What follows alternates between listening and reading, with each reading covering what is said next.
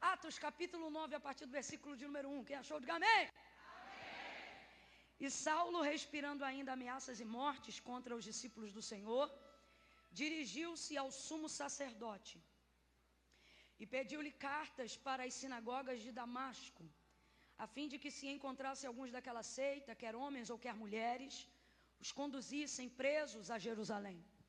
E aproximando-se ele de Damasco na sua viagem, subitamente ele foi cercado de um forte resplendor de luz do céu.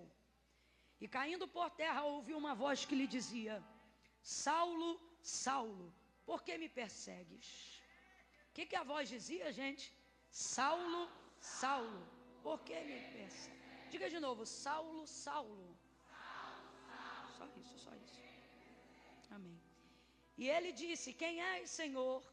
E respondeu o Senhor: eu sou Jesus a quem tu persegues. Versículo 6.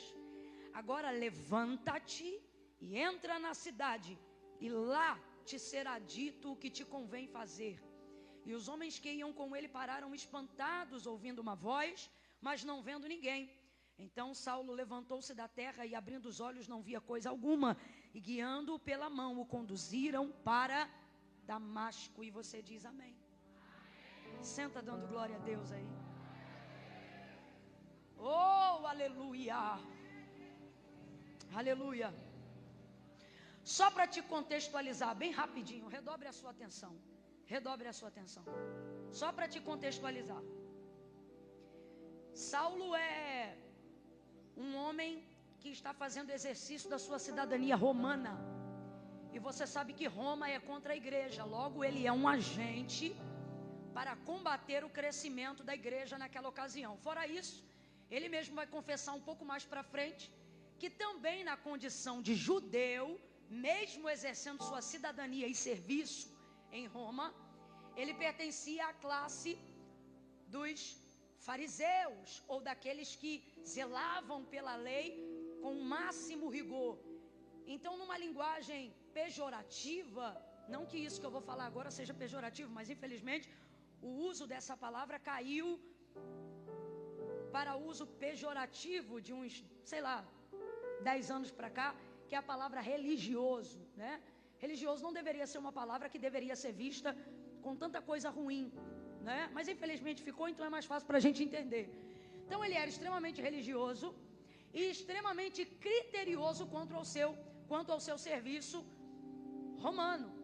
Por isso o nome que ele vai usar depois da sua conversão, que também certamente era um nome muito mais utilizado antes da sua conversão, não era o nome Saulo, era o nome Paulo.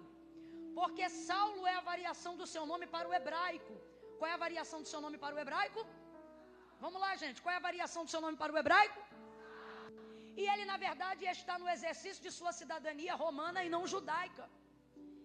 Então, por isso, obviamente, ele é muito mais conhecido como Paulo do que como Saulo.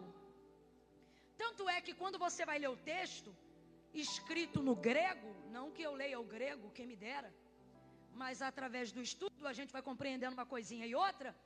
Quando você vai ler o texto, se você for ler no grego, você vai perceber que o nome dele não aparece traduzido de outra maneira, senão no hebraico. Um exemplo para você entender. Está tudo escrito no grego, no capítulo 9, bem como nos evangelhos do Novo Testamento. Está escrito no grego. Mas na hora que escreve o nome Saulo, quando Jesus o chama, Saulo, Saulo, ali não está escrito no grego e nem foi traduzido do grego para o português ou para qualquer outra língua. Ali está escrito em hebraico, não está escrito Saulo, Saulo, está escrito Shaul, Shaul, que traduzido para português seria Saul, Saul. E o que significa o nome Saul, Saul?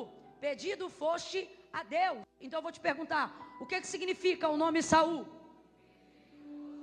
Então você e eu no português a gente vai ler na tradução Saulo, Saulo, mas Jesus no encontro com ele não está chamando ele de Saulo, está chamando ele de Saul, Shaul, Shaul, que é o nome do primeiro rei de Israel. E por isso há tanta carga e tanto significado nesse nome, não só na sua variação de tradução etimológica, mas no peso profético que esse nome também carrega, porque o texto diz que o Senhor não queria que o povo de Israel tivesse um rei. Quem lembra disso? Só que o povo insistiu num clamor e insistiu na intercessão com Samuel: dá-nos um rei como tem as outras nações, dá-nos um rei como tem as outras nações. E o povo começou a clamar, e o povo começou a pedir. Completa aí para mim, por favor. O povo começou a pedir. Vamos lá. O povo começou a... E o povo pedia a Samuel para que Samuel pedisse a Deus, pedia a Samuel para que Samuel pedisse a Deus. Então veja, Israel ter um rei não foi da vontade de Deus, mas visto que Deus decidiu atender o clamor do povo, o próprio Deus escolheu que rei seria a resposta desse clamor, e esse rei foi... Quem lembra? Esse rei foi... Não à toa, Saul significa exatamente o que eu acabei de lhe dizer, que é o quê? Pedido foste a Deus. Pedido foste a Deus. Guarde essa informação. O que significa o nome Saul? Então, quando Jesus não chama Paulo no caminho de Damasco, na sua conversão, pelo seu nome mais conhecido, que era Paulo, mas chama ele de Saulo, que é Saul, que é Shaul, Jesus está falando o que com ele naquele diálogo, através da interpretação do seu nome. Então eu não vim aqui fazer a minha vontade espontânea apenas, eu vim aqui atender um pedido feito a... Agora a primeira coisa que você tem que pensar é o seguinte: quem pediu? Por que não chamá-lo de Paulo, de pequeno? Por que não, no encontro da sua conversão, não utilizar a variável do seu nome, que transita entre pequeno ou de baixa estatura, e no profético humilde ou menor? Por que não aproveitar que ele já estava batido, ele estava no chão? Por que não ver ele nessa condição e já não trazer um nome que combinava mais, aparentemente, com a circunstância de Saulo naquele momento, quando ele vai com o rosto em terra, cercado pelo forte resplendor de luz, que era a presença de Jesus, que foi encontrá-lo pessoalmente na entrada do caminho da porta que dava para Damasco? Por que não dizer Paulo, Paulo? Por que dizer Saulo, Saulo? Porque ele está ali para atender um pedido feito a Deus. Agora a pergunta é: quem pediu? Catuca duas pessoas aí, pergunta: quem pediu? Quem é que pede? Quem é que faz um clamor desse, gente? Quem é Saulo? Ou quem é Paulo? Alguém que está na condição de um dos mais severos perseguidores e impedimentos da igreja. Olha como é que ele vai chegando no caminho de Damasco, respirando ainda ameaças e morte contra os discípulos do Senhor. Ele acreditava que o que nós chamamos de evangelho nada mais era do que uma seita daquela época, e ele, como alguém extremamente religioso, se achava empoderado do direito de arrebentar com essa seita. Então ele vai pedir cartas de autorização para entrar em Damasco. Veja, ele está tão focado na perseguição contra a igreja, que ele vai pedir cartas, porque ele não tinha jurisdição para entrar em Damasco, onde a obra crescia. É como se ele estivesse fazendo hora extra de graça para o Império Romano. Tão focado ele está naquela missão. E aí, dentro desse contexto, por que Deus não o chamaria, porque Jesus não o chamaria na variável do seu nome, que era o nome pelo qual os romanos também lhe chamavam, que não era Saulo, mas que era Paulo, porque esse é o nome de exercício da sua cidadania romana. Mas por que então o Senhor vem e diz: Shaul, Shaul, pedido foste a Deus? Ai, irmãos, essa colocação normalmente assusta a maioria das pessoas, principalmente se você já morou ou mora numa região de alto índice de violência.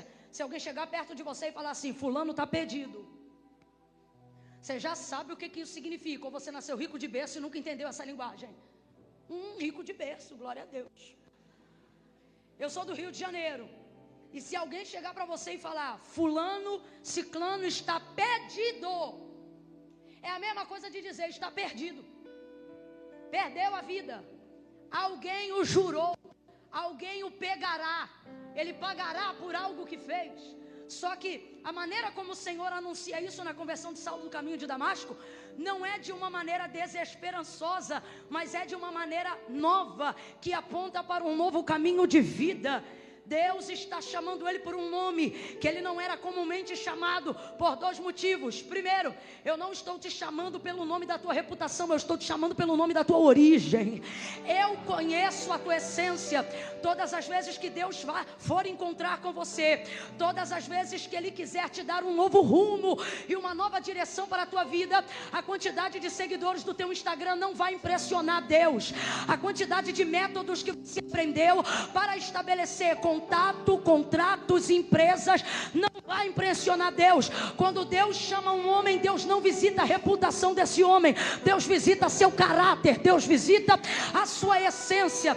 Depois de Pedro aparentemente já está totalmente convertido, Jesus vai repreendê-lo, porque percebe nele uma conduta que não combina com o caráter de quem será o primeiro apóstolo da igreja.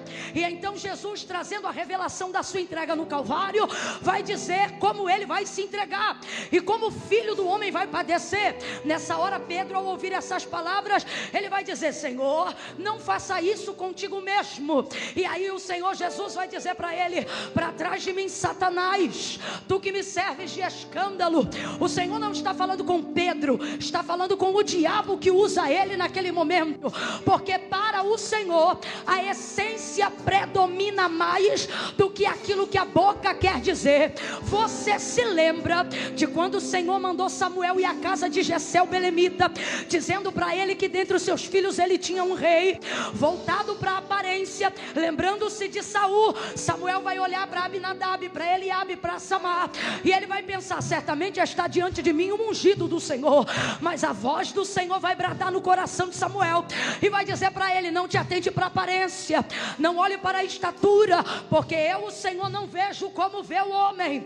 E se eu fosse você, eu já estava glorificando a Deus, porque nessa noite Deus colocou na minha boca uma palavra que é resposta para o teu ministério, uma palavra que é resposta para o teu chamado. E assim diz o Senhor: eu não estou consultando o teu currículo profissional, a quantidade de línguas que você sabe falar, tuas habilidades não me impressionam, teu status social não me impressiona, a quantidade de zeros que você tem na tua conta, ou o nível do saldo devedor que está na tua conta, não interfere no meu chamado. Eu, o Senhor, não me atento para a aparência, eu, o Senhor, não olho para aquilo que está em evidência, eu, o Senhor, olho o coração, a essência. A essência. Nessa noite o Espírito Santo de Deus está passando em revista.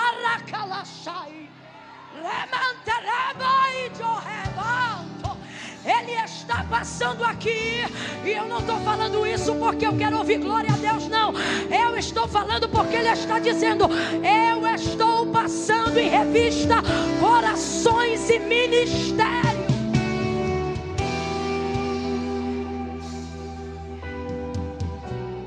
Meu Deus, meu Deus.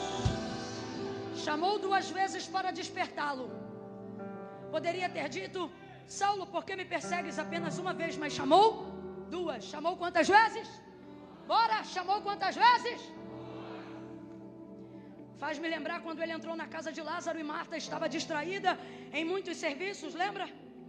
E ele poderia ter dito: Marta, você está cansada em muitos serviços, mas ele não diz isso. Ele diz: Marta, Marta, 2 vezes.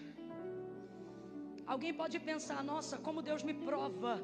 E na verdade você deveria sair daqui nessa noite dizendo: nossa, como Deus me chama, como Ele insiste.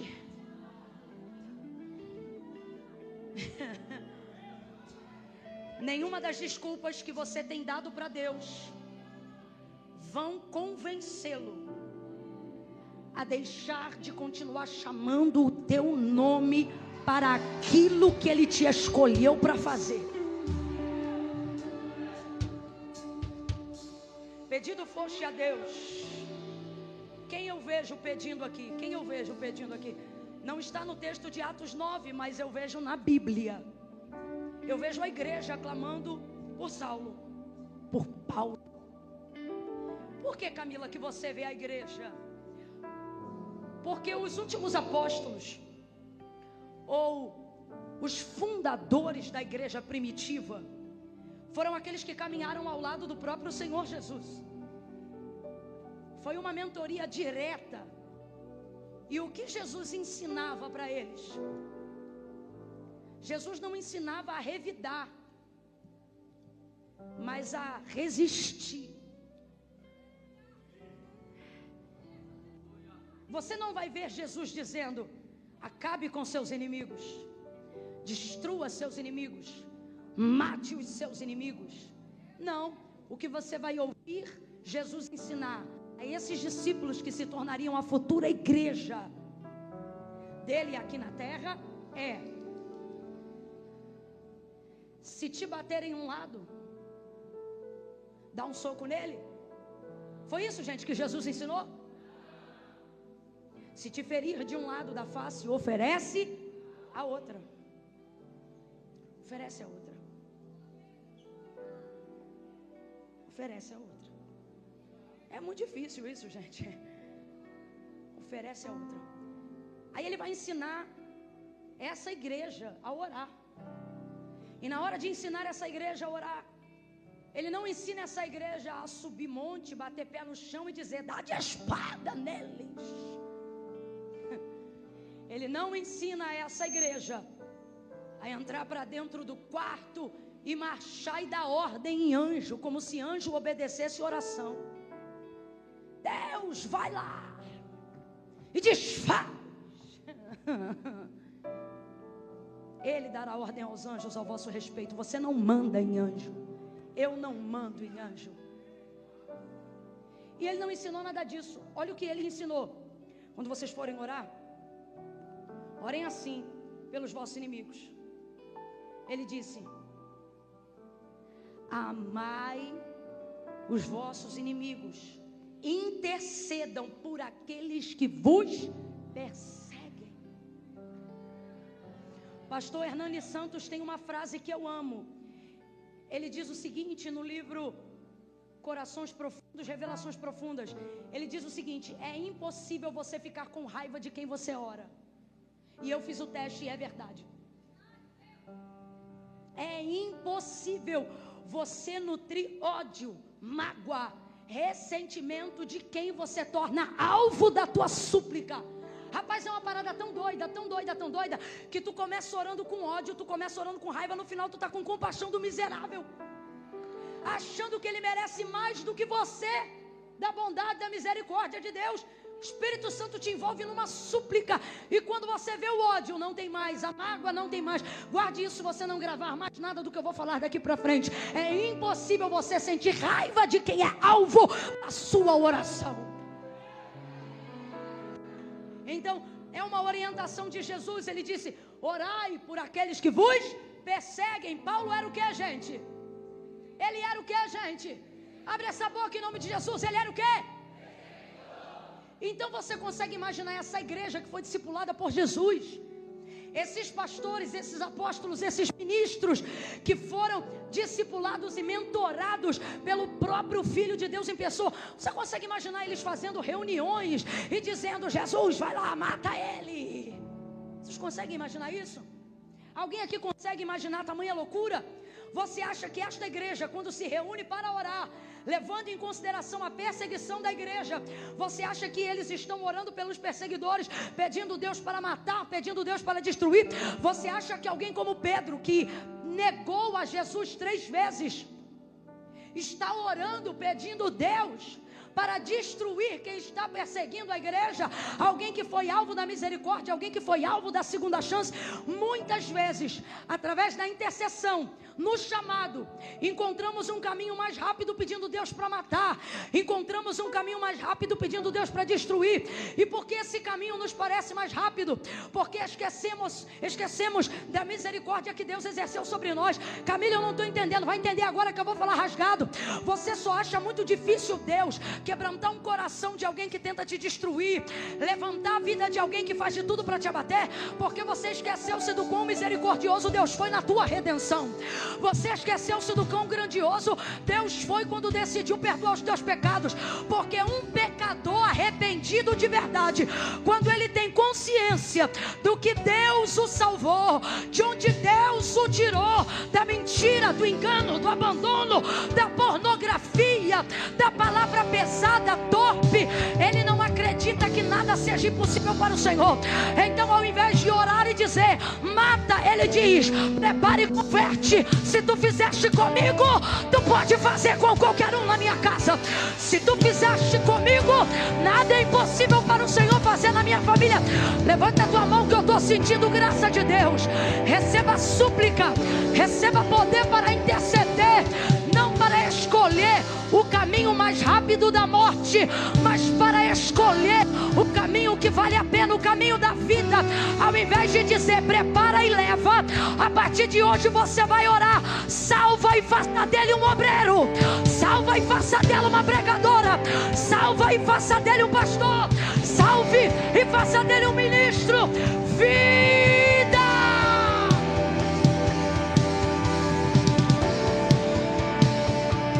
Os caminhos e as palavras do Senhor são palavras de vida e não de morte. Eu não posso aqui imaginar que a igreja está orando para Deus matar aqueles que a perseguem. E por que eu não posso imaginar isso? Porque não foi isso que um mentor dela ensinou para ela. Não foi isso que Jesus disse àqueles que pastoreariam o seu rebanho. Ele disse, amai os que vos odeiam, orai por aqueles que vos... Você não ostenta poder de Deus pedindo para Deus matar. Você manifesta poder de Deus pedindo para Ele ter misericórdia, para que Ele alcance outras vidas como alcançou você. Então, por mais que ele fosse chamado de Paulo naquele dia, Jesus vai chamá-lo de... Que significa pedido foste? Porque eu imagino, e agora sou eu que estou dizendo, que o clamor da igreja não era mata, mas era salva. Salva. Eu acredito numa igreja que orava até por César. Eu acredito em uma igreja tão piedosa que orava até para que Roma fosse alcançada. Eu acredito que uma igreja empoderada de verdade, e um homem e uma mulher que foi chamado por Deus para exercer um ministério com verdade, ele não usa o seu poder para destruir, mas para edificar.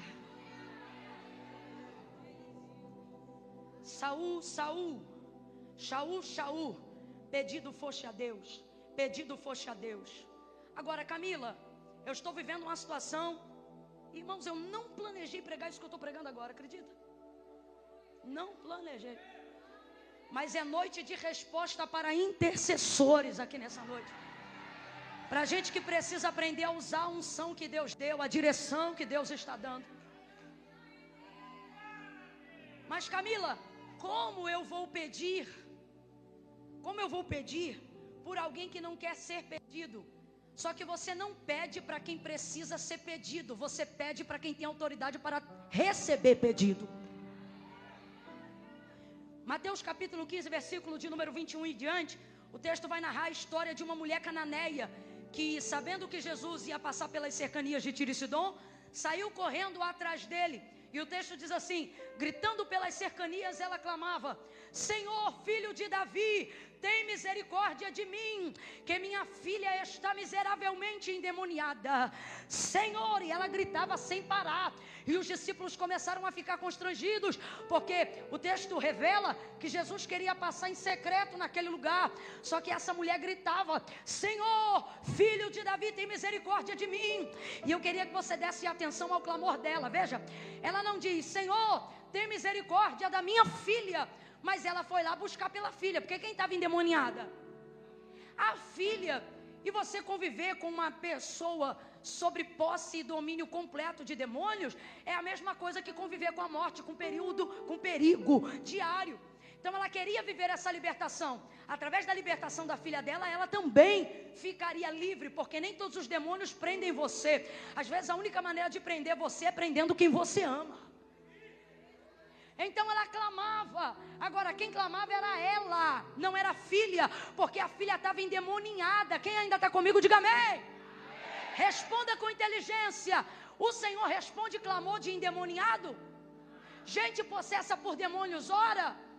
Gente com a mente cauterizada pelo erro ou pelo pecado, ela faz intercessão para Deus? Não. Então mais uma vez, Jesus tem compromisso com o demônio? Não. Então ela está lá pela filha, mas não é a filha que clama, é a mãe. Como ela sabe que a atenção do Senhor não é para o alvo da nossa busca, mas é para quem busca? Vou falar de novo. A atenção do Senhor não é para o alvo da nossa busca, mas para quem busca. Pedi, pedi e dá-se-vos-á. Buscai e achareis. Deus não está olhando quem você quer abençoar. Deus está olhando a maneira como você busca Ele para que Ele abençoe. Deus não está olhando quem precisa de libertação. Deus está olhando para quem o intercessor está clamando por libertação. Aí esta mulher vai dizer: Senhor, filho de Davi. Ela foi buscar a libertação da filha, mas ela não diz: tem misericórdia da minha filha. Pode olhar o texto em casa. Ela diz: tem misericórdia de mim, que minha filha está miseravelmente endemoniada. Então o que ela está dizendo? Senhor, tem misericórdia é de mim. E como é que eu estou pedindo para o Senhor manifestar que tem misericórdia de mim? A minha intercessão é que se tu tiveres misericórdia de mim, tu vai libertar ela. Se tu tiver misericórdia de mim, tu vai alcançar ela. Porque os ouvidos de Deus é para quem clama. Os ouvidos de Deus são para quem intercede. E por que eu estou pregando isso aqui nessa noite? Deus é minha testemunha que não era o que eu queria pregar. Porque Deus está dizendo: você não está sabendo usar a chave que eu te dei. Seu chamado está vivendo um nível de engessamento. Sua unção não está manifestando toda a libertação que ela poderia. Porque você olha para quem precisa e diz: fulano não vai querer Deus nunca, ciclano não vai aceitar Jesus nunca, o outro não vai largar a cachaça nunca. Você fica dizendo: Deus olha para ele, Deus olha para ela. E Deus está dizendo: eu não olho para quem está de costas para mim, eu olho para quem está diante de mim. Então você deveria estar clamando e estar dizendo: olha para mim, tem misericórdia de mim, porque eu sou tua serva. Eu vim no culto, ouça, eu ofertei, eu estou diante da tua presença. Eu vim aqui te clamar por aquilo que me aflige, eu vim aqui te buscar por aquilo que me incomoda. Filho de Davi, tem misericórdia de mim. Ela clamava e não parava. Filho de Davi, tem misericórdia de mim. Bata no teu peito e diga: de mim, diga: de mim. Meu Deus.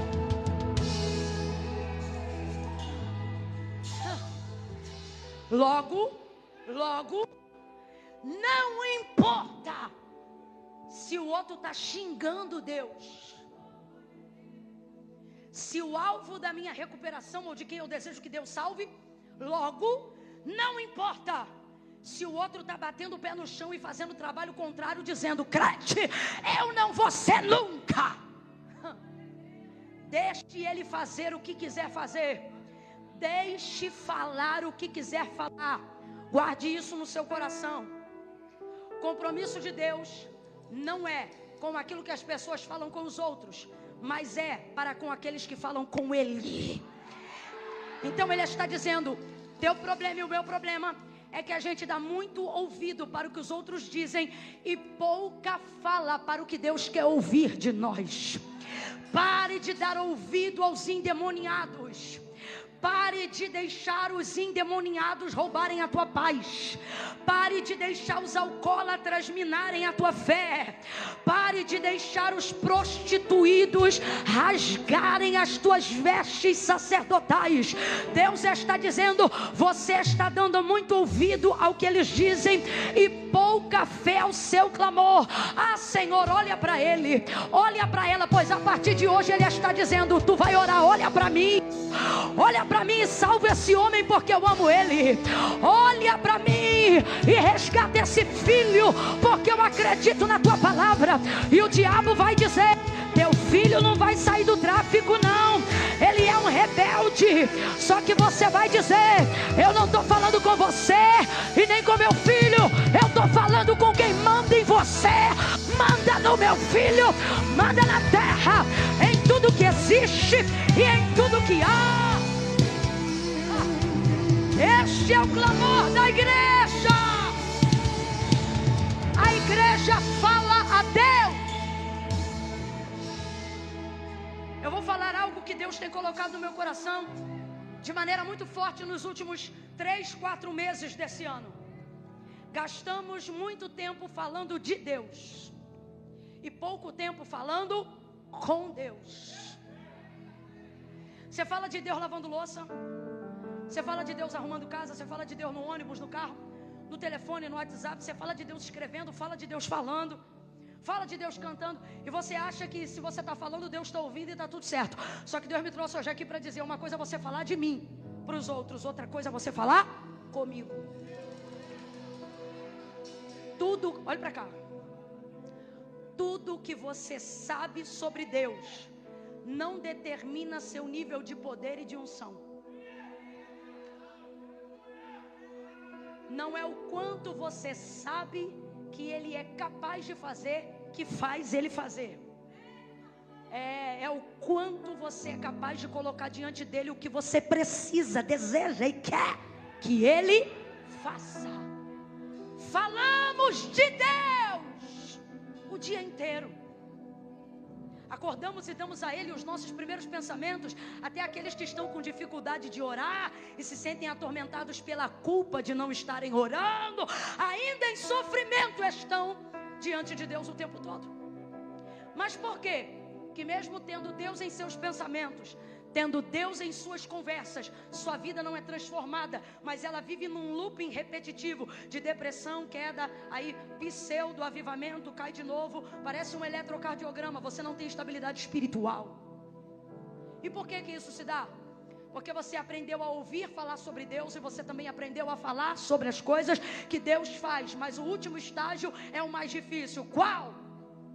Falar com Ele. Tudo te afasta para você não falar com Ele. Se você ficar sem orar 3 dias no quarto, você morre de vergonha de ter ficado tanto tempo sem orar. E aí agora você não ora também. Porque você aprendeu a falar sobre Deus, mas você não se envergonha de falar sobre Deus. Se tiver que pregar, você prega. Se tiver que cantar, você canta. Se tiver que falar de Deus para alguém, você inclusive vê nisso a sua redenção, para mostrar: estou fraco, mas ainda sou teu. Só que Deus está dizendo: isso não muda nada. Você não está percebendo? Não é o quanto você fala de mim, é o quanto você fala comigo. Com essa chave? A igreja não falava só de Deus, a igreja falava todo dia. O texto não diz que eles se reuniam para cantar, o texto não diz, pode olhar, Atos dos Apóstolos capítulo 2, o texto não diz que eles se reuniam para louvar, o texto não diz que eles se reuniam para pregar, o texto diz que eles se reuniam para orar. Essa sempre foi a primazia da igreja. Nossa liturgia não foi inventada sem base bíblica. Tudo que os crentes vão fazer, ou o que eles não sabem se farão, começa sempre com oração. Eu sou de um tempo que não se mudava de casa sem orar. Não se desenvolvia relacionamento sem orar. Não se mudava de igreja sem orar. Não se viajava sem orar. Até para saber que estado vai passar as férias, tinha que orar. Porque o povo não vivia de ouvir ou falar sobre Deus, mas de falar com Deus. A igreja falava com Deus, aleluia. A igreja falava com Deus. E certamente ela não estava dizendo: mata, destrói, defrauda, arrebenta, vinga. Ela estava fazendo o que Jesus mandou, porque a igreja tem que cumprir a palavra. Então certamente a igreja não dizia mata, a igreja dizia salva. Porque sendo tão conhecido como Paulo, lhe chama Shaul, Shaul. Para mim, o que Deus está dizendo em Cristo é: eu vim atender um pedido, e você foi pedido a Deus. Então não importa o quanto você foi jurado a outras pessoas, não importa a expectativa que outras pessoas criaram em cima de você. Você foi chamado para atender as expectativas do céu ao seu respeito. Você foi chamado para atender a vontade de Deus acerca do teu tempo, do teu dinheiro e da tua energia. Você pensa que está cansado e cansada por causa da obra de Deus. Obra de Deus até cansa, mas também revigora. Você se cansa pelos motivos certos. Normalmente o cansaço desumano e sobrenatural que nós estamos sentindo não é por ter capinado um quintal, batido uma laje ou entrado na escala de trabalho de limpeza da igreja. Na maioria das vezes o que esgota a nossa força e mina a nossa energia é a nossa necessidade de atender a expectativa de pessoas que estão ao nosso redor e que em nada tem a ver com o nosso chamado, mas tem com a aprovação do público. É isso que está te esmagando. É isso que muitas vezes esmaga o meu chamado. Só que nós vamos perceber que quando o Senhor chama Saulo, Ele deixa claro duas verdades. E a primeira eu te entreguei, só vou entregar mais uma e eu entrego o microfone. A primeira é essa: Deus não está aqui para atender expectativas humanas, mas a pedidos, a orações. Camila, o que Deus tem para fazer na minha vida, profeta nenhum vai revelar aquilo que só em oração você pode falar com Deus. Busque a Deus, fale com Deus, seu chamado será descortinado. A missão de Deus para a sua vida será descortinada. Eu vou falar rasgado, ainda nesse primeiro ponto. Pare de terceirizar a leitura da palavra. Pare de terceirizar a ministração da palavra. Até para falar de Deus a gente fala errado. E por quê? Porque a gente está terceirizando o privilégio de falar com Deus pessoalmente. Você acredita mais na oração que fazem por você do que nas orações que você deveria estar fazendo diante de Deus. Por que isso está acontecendo? Porque você está sendo consumido. E é uma noite de despertamento. Você está sendo consumido, consumida pela expectativa alheia. Com todo respeito, mas eu vou dizer: você está achando que chamado e exercício de chamado é corresponder a algoritmo social. Mano, você não é um algoritmo social. Você não anda pela medida dos métodos, você anda pela medida da fé. Deus não dá métodos, Deus tem homens e mulheres que falam com Ele. Você tem andado desesperado, angustiado, angustiada. Deus, parece que eu não estou fazendo as coisas certas. Parece que eu não estou fazendo a sua vontade. E parece porque não está mesmo. Porque você acha que a aprovação de Deus está na aprovação dos homens. Irmãos, se a gente soubesse a quantidade de gente que tem sucesso, mas que não passa, como eu ouvi de um amigo esses dias, de fracassados bem pagos. Por quê?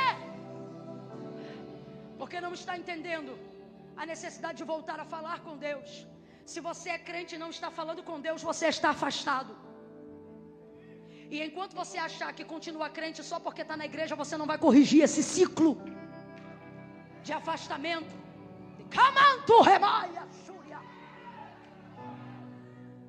Vou falar como Deus está mandando.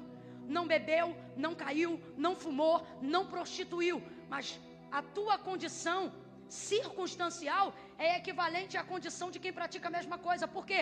Também não fala com Deus, também não se aproxima de Deus, também não tem resposta de Deus, também não tem direcionamento de Deus, vive perdido. Se aproxime, volte a falar com Deus. Segunda e última coisa, porque de verdade, tem dias que Deus envia a gente como pregador, né? Mas tem dias que Ele quer que nós sejamos tão somente profetas de um despertamento. A expectativa alheia esmaga a nossa coragem de fazer o que Deus quer que nós façamos. Essa é uma frase que se tornou muito popular nos últimos 5 anos e ela é muito verdadeira. O que tem acabado conosco, ou o que tem acabado com alguns, não é o diabo, é o seu status.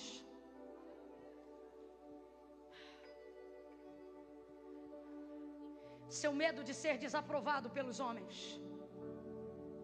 de não fecharem mais contratos com você, de não te convidarem mais para as festas de final de ano, de você não receber a promoção que já estava às vésperas de que fosse você a pessoa a receber tal promoção. Pastor Eduardo pregando sobre Herodes e o Senhor dizendo: repreenda até o final desse culto o espírito de Herodes. A expectativa alheia, a pressão vizinha tem feito com que nós saiamos da direção que Deus nos deu, porque começamos a caminhar como a multidão em busca de resultados. Em busca de resultados. Olha o que vai acontecer com Saulo e eu encerro. Pedido foste a Deus: Saulo, Saulo, por que me persegues? Quem és, Senhor? Eu sou Jesus a quem tu persegues. Duro será para te recalcitrar contra os meus aguilhões. Irmãos, no chamado, fugir da vontade de Deus dá mais trabalho do que se subordinar. O cansaço e o esgotamento que a gente sente, o nível de abalo psíquico e emocional que a gente atravessa, tem esmagado até o nosso físico, fibromialgia e tantas dores. E você diz: é por causa da obra. E Deus me trouxe hoje aqui para dizer: não, é por causa da fuga. Você está pegando a energia que Deus te deu, a direção que Deus te deu, o chamado que Deus te deu, e de vez ir para cima de cabeça e se cansar pelos motivos certos, você usa toda essa energia para fugir para um lugar seguro. E que lugar seguro é esse? Normalmente um lugar seguro é onde Deus não está. Por que, Camila? O lugar que Deus fornece não é de segurança? Irmão, viver de fé é aceitar risco. Se a nossa vida hoje está num ponto que não nos oferece risco algum por decidirmos fazer a vontade de Deus, é sinal que estamos fora do centro da vontade de Deus. O centro da vontade de Deus é um lugar que te instiga, é um lugar que te leva, te impele a orar para receber providência. Mas estamos tão distantes da nossa comunhão com Deus que preferimos estar num lugar onde não tenhamos que depender de falar com Deus para receber, porque sabemos que nossa vida espiritual não está sustentando o chamado. Então você foge em rota de fuga e não de colisão com os homens. Você foge. Foge da sua unção, foge do seu chamado, foge dos maiores testemunhos que era para você estar contando no mês de setembro. Eu vou falar como Deus está mandando. Você está entediado, você está entediada, e você diz: é porque não acontece nada em Barreiras. E o Senhor está dizendo: não, é porque não acontece nada no nosso relacionamento. É por isso que você está entediado.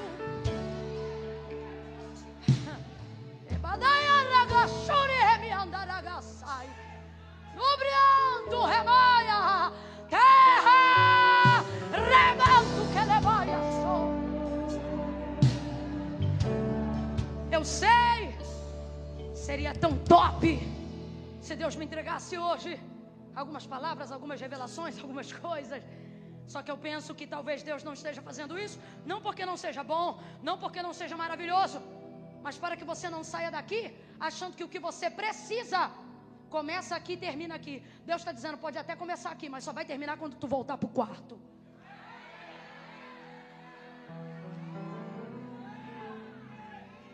A expectativa, o status, a pressão, o lugar seguro e etc, etc, etc. O texto diz então que ele vai ao chão. Ele vai ao chão, porque quando Deus te visita na essência e te chama, não pelo nome que o mundo te deu, mas pelo nome que a tua essência carrega.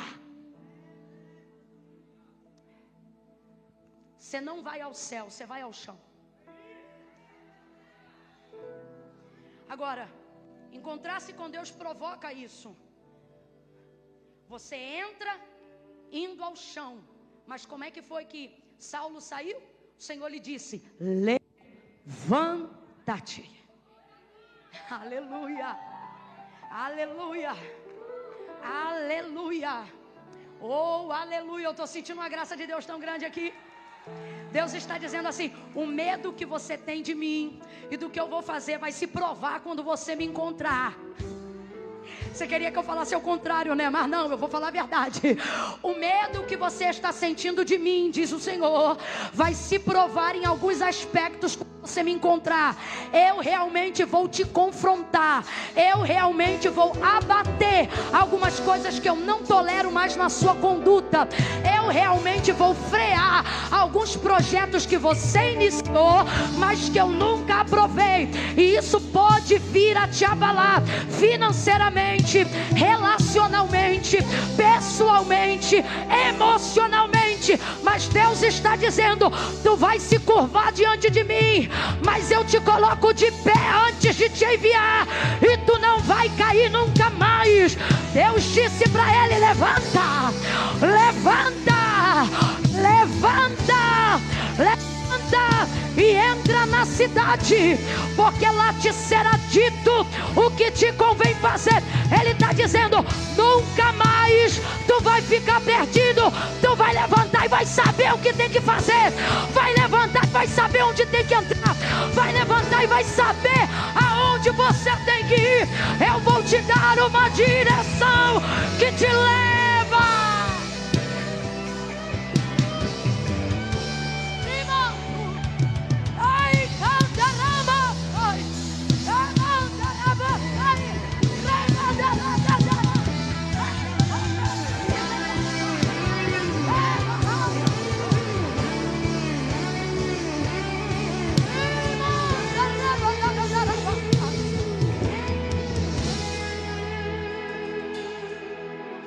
Uma das piores coisas de atravessar a depressão é não ter direção concreta do que você tem que fazer. É a ausência de um propósito. É a sensação de estar orbitando sobre todas as coisas ao seu redor. Uma das piores coisas de estar triste, atravessando o burnout ou qualquer coisa semelhante à exaustão física e emocional, não é a capacidade com que isso te abate na carne, é a capacidade como isso bloqueia o teu processo criativo e faz você se tornar, aos seus próprios olhos, por mais que já tenha tido feitos e realizações, mas aos seus próprios olhos você se vê como alguém impossibilitado, que não pode produzir mais coisa nenhuma, nem mesmo uma louça lavada e uma pia limpa. E você se entristece por perceber que já não é capaz de seguir uma rotina simples. O banheiro fica podre, a casa fica desorganizada, os filhos comem o que tem porque você não tem força para fazer comida. E alguém pensa que você está se esquivando da responsabilidade, mas Deus e você sabem que você não tem força. Você vive em estado constante de implosão. E aí um dia depois de um culto como esse, você pensa: amanhã tudo vai ser diferente. Então você fervilha e borbulha em esperança, mas vê tudo isso se desabar e percebe que todos os dias vão se repetir e serem iguais, e se sente dentro de um cativeiro. E você não abre nem conta isso para ninguém, porque você pensa que se você falar da sua fraqueza, isso vai minar o resto de força que as pessoas acham que tem em você.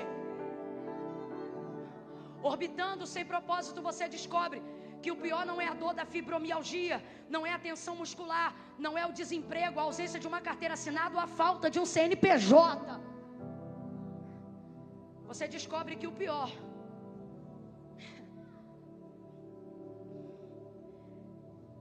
é perceber que você tem possibilidades, mas não tem direção. É perceber que você até tem possibilidades e caminhos, mas não sabe que direção tomar. Então é nessa hora que a maioria das vezes você pensa: seria melhor se eu dormisse e Deus não permitisse eu acordar. Você é crente, não tira a sua vida, mas isso não te impede de desejar a sua morte. Só que Deus me trouxe nessa noite para dizer: isso está acontecendo porque você foge de mim. Leve o melhor tombo da sua vida, desça diante de mim, e temporariamente você será abatido. Eu não vim contar um evangelho de mentira para você. Deus vai te peneirar, vai te ralar. Talvez o que Ele tem para você antes da honra seja o esmagamento. Porque a oliveira é melhor vendida como azeite do que como azeitona. E até aqui você veio até um ponto do processo, mas render-se ao esmagamento está acabando com você. Só que Deus está dizendo: o que mais você tem a perder? É isso que o Espírito de Deus me manda dizer a alguém aqui.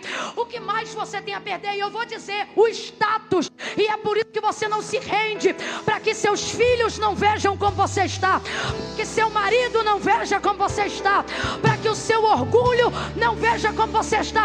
Só que o Senhor está dizendo para mim e para você: humilhai-vos debaixo da potente mão do Senhor, e ao seu tempo Ele vos exaltará. Eu não programei dizer isso, mas Deus está mandando eu dizer. Diga para o irmão que está do seu lado: é a primeira vez que eu estou te pedindo para fazer isso. Diga para ele: até aqui.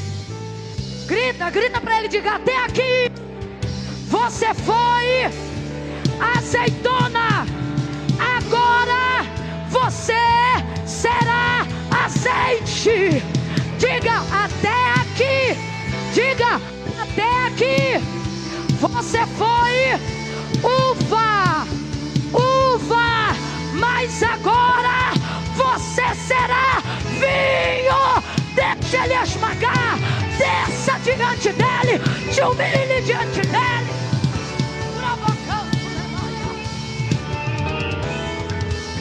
O processo é outro. Tudo que você aprendeu sobre Deus,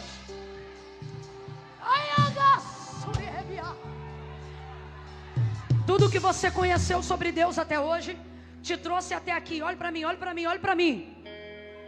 Por que você não está conseguindo romper desse ponto que você chegou?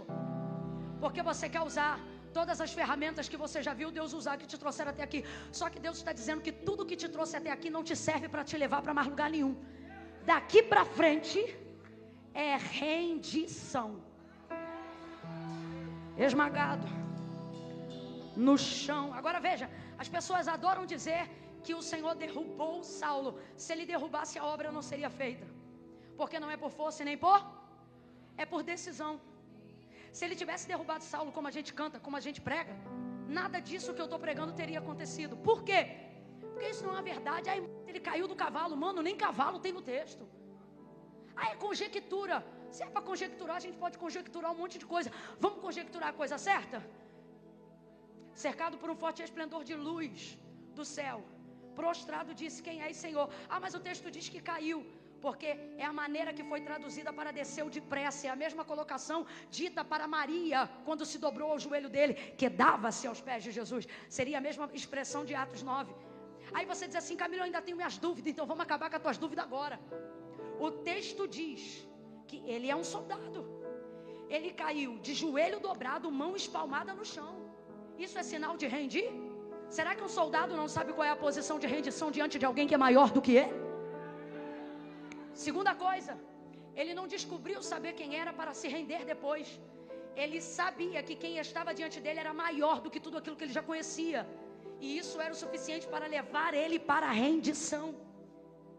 Você não tem que esperar terminar de ler a Bíblia toda para se lançar no chamado, não, filho. Se você reconhece que tudo que te moveu até aqui é maior do que você, renda-se hoje. Renda-se agora mesmo. Em posição de rendição, ele começa, mas de pé ele termina. E a Bíblia diz que melhor é o fim das coisas do que o início delas. Você está preocupado e com medo de completar esse processo de dor, que é dolorido, irmão. Admitir nossa fraqueza é dolorido. Você está com medo de entrar nesse processo de reformulação da sua vida espiritual, porque ele começa te botando no chão. Mas o que Deus nos trouxe nessa noite, e quem tem ouvidos, o que Ele está dizendo é: você entra diante de mim, caído, mas sai de diante de mim, de pé e com uma direção. Para os que estão atravessando momentos difíceis, psicossomáticos, psicológicos, a palavra que Deus colocou no meu coração para fechar esse momento é: depois que você se render, você vai abrir os olhos e não vai ter vontade de ficar mais 10 minutos na cama. Não vai ter vontade de ficar mais meia hora pensando assim: eu vou levantar para quê? O Senhor está dizendo: você nunca mais vai acordar sem propósito, porque o teu propósito vai te despertar do teu sono todos os dias. Eu vou liberar uma palavra de esperança, porque Deus, quando manda eu falar, eu falo, mas também quando Ele manda eu soltar o bálsamo, eu solto. E Deus está me mandando dizer para você aqui que lembra quando você era criança e estava de férias? E você tinha ansiedade de não dormir para aproveitar o máximo do dia e acordar primeiro que... Gente, eu me lembro, eu com 5, 6 anos de idade, indo na cama dos meus pais e fazendo assim no olho da minha mãe e do meu pai, dizendo: acorda, já é dia. Porque a minha vontade era de viver aquele dia, porque eu estava de férias. Deus está dizendo: e se eu te disser que ainda antes que esse ano termine, se você se render ao processo, ao clamor, você vai voltar no espírito a ser como aquela criança que, ao invés de acordar arrastando o pé e dizendo mais um dia, você vai levantar e vai animar a casa inteira a levantar também para viver o propósito do chamado do Senhor.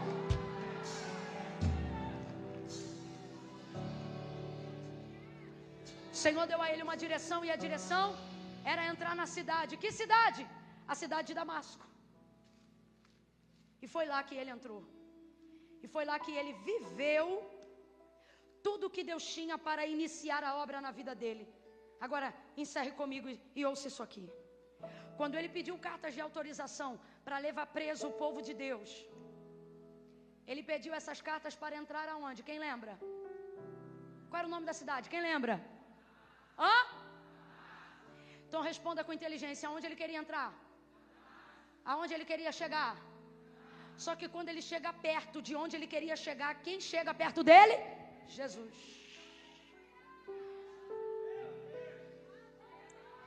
Deus me manda te dizer assim: já há alguns anos você se sente perto de chegar aonde você queria chegar, mas você não chega, e isso é que te aflige a alma. Aí você pensa: deve ter algo de errado comigo, ou deve ser o inimigo. E Deus me trouxe hoje aqui para dizer: não é você, nem é o inimigo. Quem chega perto de você, quando você chega perto de onde você quer chegar, sou eu. Porque nesse processo eu vou trabalhar com dor e desejo. Quanto mais desejo você tiver de algo, eu vou aproximar a dor de você, para você entender que não há realização de desejo sem ser na minha presença. Vou falar como Deus está mandando. Deus está dizendo: antes de você se realizar, você vai me realizar. Agora o texto diz que depois desse processo que ele vai viver bem no meio, tão perto de onde ele queria chegar, o texto diz que Jesus vai dar a direção para ele. E a direção é: volta para casa? A direção é: vai para Jerusalém? Não. Qual é a direção? Entra na cidade. Qual era a cidade? Qual era a cidade? Olha para o teu irmão e diz assim: você vai chegar aonde queria chegar. Prega para ele e diz: mas vai chegar como ele queria que você chegasse. Diga para mim: Saulo chegou ou não chegou? Chegou ou não chegou? Mas como é que ele queria chegar? Dando carteirada, prendendo, interrogando, cheio de orgulho, cheio de autoridade, cheio de habilidade, cheio de poder humano. E aí parece que eu vejo Jesus dizendo: vai chegar. Você quer chegar lá? Vai chegar. Mas vai chegar como eu quero. Não vai chegar por cima, vai chegar por baixo. Não vai chegar se achando, vai chegar na humildade. Deus está dizendo: eu estou te esmagando perto do caminho, porque eu vou fazer.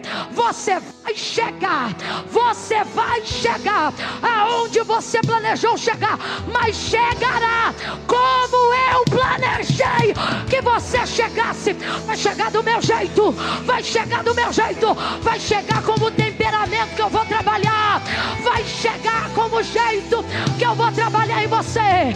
Quem acredita no trabalhar de Deus, quem tem coragem de se submeter a Ele, dá um salto dessa cadeira. Você vai chegar. Vai chegar. Meu Deus, esse grito está na boca. Assim diz o Senhor: você vai chegar. Vai chegar. Você vai chegar lá.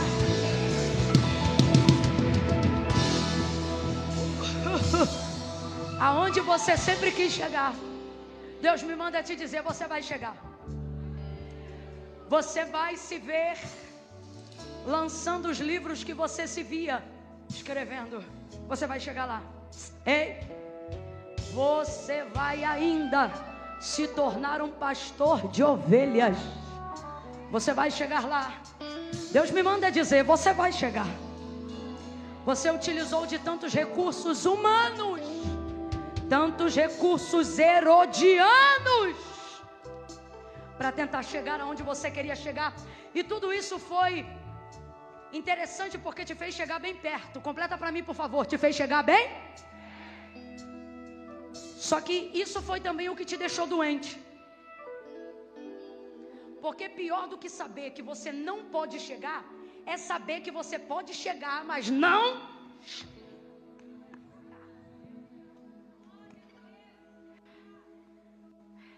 Isso irrita muito mais. Isso adoece muito mais. Isso machuca muito mais. Olha aqui para mim. Se você se reconhece um completo incompetente, sem habilidade alguma, você entende porque não tem o que queria ter. É um completo incompetente, sem habilidade alguma. Costuma funcionar assim. Agora, se você vê que não é tão ignorante quanto outros que, parecendo mais ignorantes, chegaram, aí você fica aflito e diz: eu não sou tão incompetente assim. Eu me esforcei. Eu tenho me esforçado até para viver. Então fica uma pergunta, como um bichinho, como um cupim na ideia, dizendo: então por que que eu não chego? Eu só consigo chegar bem? Eu fico pensando, por que que Jesus não se aproximou dele quilômetros antes dele chegar em Damasco? Mas o texto diz que o Senhor apareceu para ele já no caminho. Ele estava tão...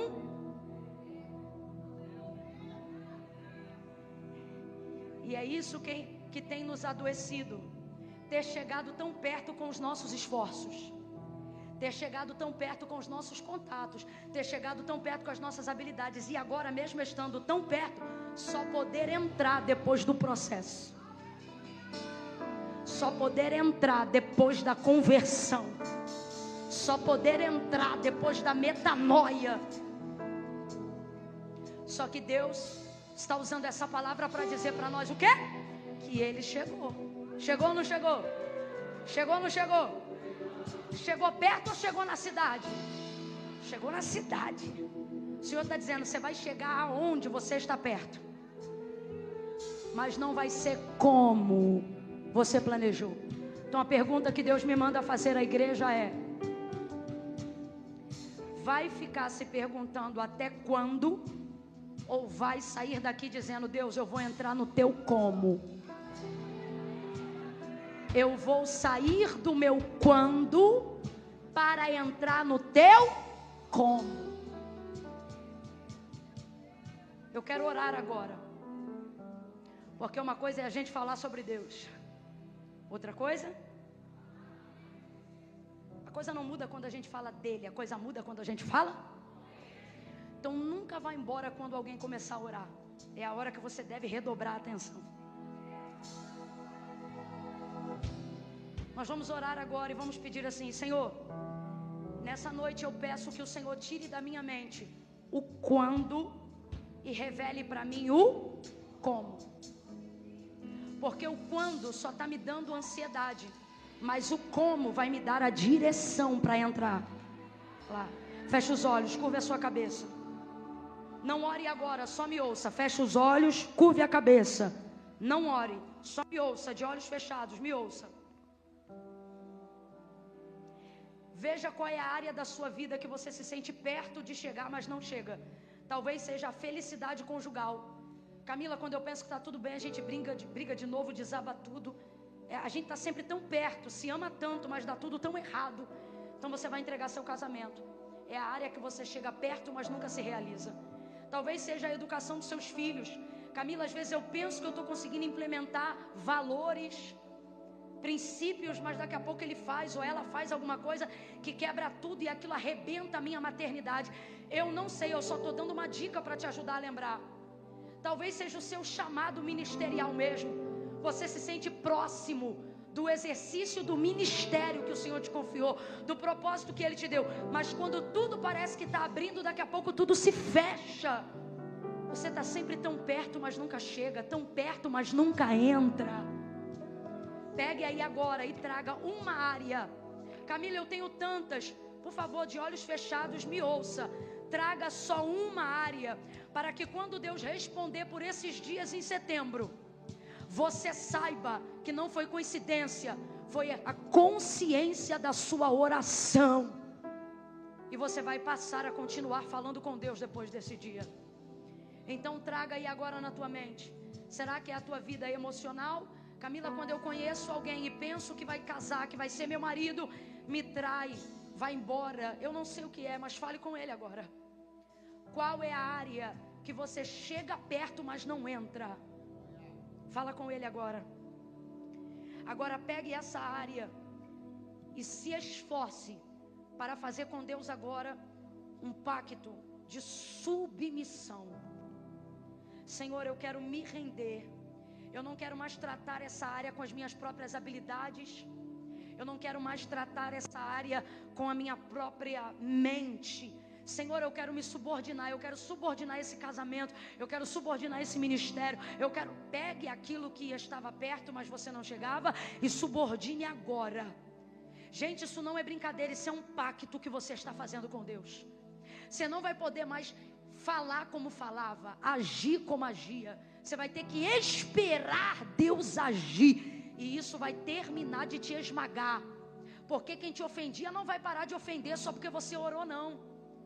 As coisas vão continuar, só que você estará diferente e Deus te dará novas direções. Pai, em nome de Jesus, eu oro agora com aqueles que oram em linha com a Tua palavra. E eu te peço, Senhor, que ainda em setembro, nessa área que nós estamos colocando diante de Ti, uma área que nós, quando chegamos perto, não conseguimos entrar. Senhor, existem pessoas agora que estão colocando sua vida espiritual diante de Ti. É gente que consegue fazer uma devocional 5 dias, mas no 6º erra, no 7º desiste, no 8º se distancia, no 9º a culpa volta. Senhor, esse looping precisa acabar. E em linha com a Tua palavra nessa noite, uma vez mais, nós queremos nos subordinar à Tua vontade, Senhor. E te pedir, completa o teu processo. Faça azeite das azeitonas. Faça vinho das uvas. E glorifica o teu nome. Eu te peço, Senhor, a cura da depressão através do processo do esmagamento. Eu te peço a libertação completa através desse processo de rendição absoluta. Eu te peço, repreenda todos os temores e todos os medos através dessa conversão. Uma conversão verdadeira, a conversão de quem já se converteu, a conversão de quem precisa se converter nesta noite. Chama pelo nome. E que ainda antes desse ano acabar, o Senhor ouça a nossa oração, que será: cheguei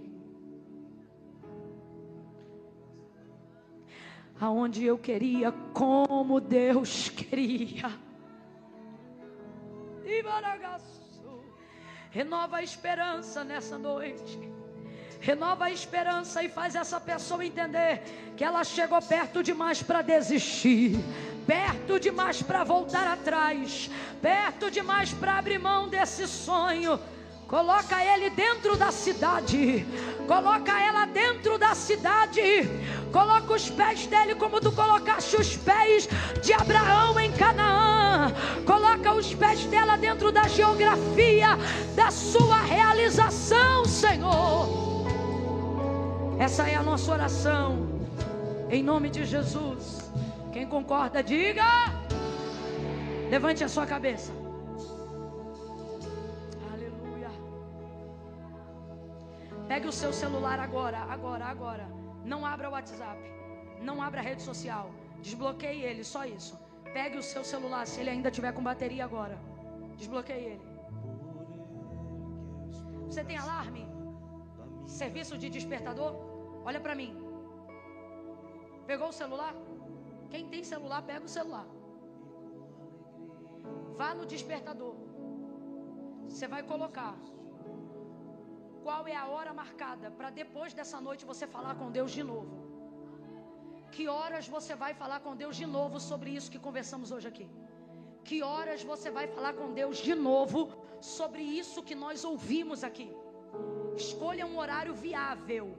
Ah, Camila, aí tá sem orar não sei quantos dias. Aí eu vou botar 3 horas da madrugada. Irmão, se você tá com fé e vai honrar, amém. Agora não viaja não. Coloque um horário que você vai parar tudo para orar essa hora. Faça um horário viável. Coloque aí agora. Coloque aí agora. Quando o telefone despertar, o que você vai fazer? Vou perguntar de novo. Quando o telefone despertar no horário que você colocou aí, de acordo com a sua logística, o que você vai fazer? Falar com Deus, você vai orar. Vai orar sobre o quê? Sobre o que a gente conversou hoje aqui. O que a gente falou hoje aqui? É isso. Porque quando você está muito perto e está muito no processo, até para saber o que vai falar com Deus é difícil. Botou aí para despertar? Você vai terminar de orar quando ele despertar. E vai botar para despertar de novo. Você vai agendar a próxima hora que você vai falar com Deus. Eu vou botar o meu aqui. Não olha para mim não, irmão. Se você tem celular e ainda não botou o despertador, bota, sabe por quê? Eu posso pregar 4 horas e isso não muda a sua vida. O que muda a sua vida é o que você decide fazer depois do que você ouviu. Colocou? Quem colocou, diga amém. Guarda o celular. Sai do WhatsApp. Guarda. Guardou? Última oração da noite. Eu vou contar de 1 a 3. No 3, quem estiver afastado, distante. Camila, essa palavra foi para mim, Camila. Eu sei que foi para todos nós. Eu também recebi. Recebi muito. Mas Camila, eu preciso tomar uma decisão hoje. A de reconciliar com o Senhor. Me afastei. Mas Camila, precisa, porque não foi a igreja que inventou isso.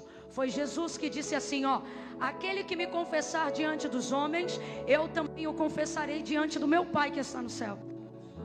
Porém, aquele que se envergonhar de mim, diante dos homens, ficará envergonhado diante do meu Pai e dos anjos que estão no céu. Camila, é que eu tenho um monte de coisa para resolver. Jesus disse, ora, sem mim, nada podeis fazer. Pega teu status hoje, de querer ser bom crente, bota no bolso, e humildemente seja o crente que você puder ser hoje. E venha do jeito que você estiver. Quando eu disser 3, quem está afastado, quem se diz desviado, que dia da semana é hoje, gente? Eu estou desviado, quinta-feira à noite, depois das 10 na igreja. Tu não está desviado.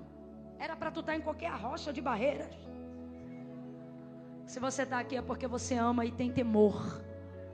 e está com saudade, e é a noite de você voltar. Quem tem ouvidos, e ao ouvir, não endureça o seu coração. No 3, se você hoje quiser reatar seu relacionamento com Deus, eu vou te dar a chance de fazer com Ele um concerto. E vou pedir o pastor Eduardo para orar por você. E eu vou orar com imposição de mãos daqui. Eu conto 1. A igreja orando agora. Para que se tiver alguém aqui que precisa reatar a amizade com Deus, tenha coragem. Coragem, tenha coragem. Eu conto 2. Você vai levantar a mão direita bem alta no 3. 2,5. Coragem. Camila, sou eu. Essa noite é de mudança para mim. É você? Se é você, 3. Levanta a mão bem alto e fica com a mão aí erguida. Deixa eu te ver. Acende a luz da nave um pouquinho. Acende. 1, 2, 3, 4, 5, 6, 7, 8, 9, 10, 11, 12, 13, 14, 15, 16, 17, 18, 19, 20, 21, 22, 23, 24, 25, 26, 27, 28, 29, 30, 31, 32, 33, 34, 35, 36, 37, 38, 39, 40, 41, 42, 43, 44, 45, 46, 47, 48, 49, 49. Vira, aplauda o Senhor. Você vai chegar 50.